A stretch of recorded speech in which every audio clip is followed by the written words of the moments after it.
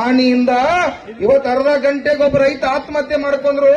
ಈ ದೇಶದ ಪ್ರಧಾನಮಂತ್ರಿಗೆ ಚಿಂತಿಲ್ಲ, ಈ ರಾಜ್ಯದ ಮುಖ್ಯಮಂತ್ರಿಗೆ ಚಿಂತಿಲ್ಲ, ಈ 224 ಮಂದಿ ಪೈಗೇಟರಿಗೆ ಚಿಂತಿರ್ತಕ್ಕಂಥ ಕೆಲಸ ಇವತ್ತು ಯಾರು ಕೂಡ ಚಿಂತೆ ಮಾಡ್ತಾ ಇಲ್ಲ.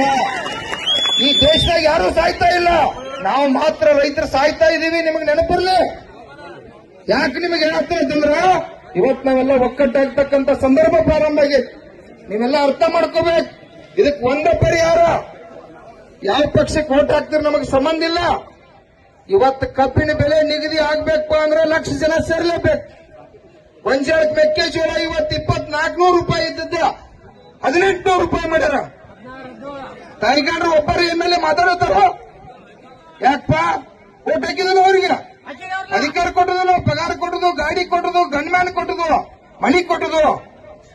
ಒಬ್ಬ ಎಮ್ಮೆಲ್ಯೆ ಮೆಕ್ಕೆಜೋಳಕ್ಕೆ ರೇಟ್ ಕಡಿಮೆ ಆಗೈತೆ ಹೋರಾಟ ಇಲ್ಲ, ಕೇಳುವಂತ ಪರಿಸ್ಥಿತಿ ಇಲ್ಲ.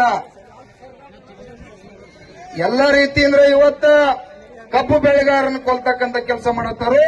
ಮೆಕ್ಕೆಜೋಳನ, ಭತ್ತ, ರಾಗಿ, ಜೋಳ ಇಡೀ ರಾಜ್ಯವ್ಯಾಪಿ ಕಬ್ಬು ಒಂದು ಬಿಟ್ರೆ ಬೇರೆ ಯಾವುದು ಬೆಳೆ ಉಳಿದಿಲ್ಲ.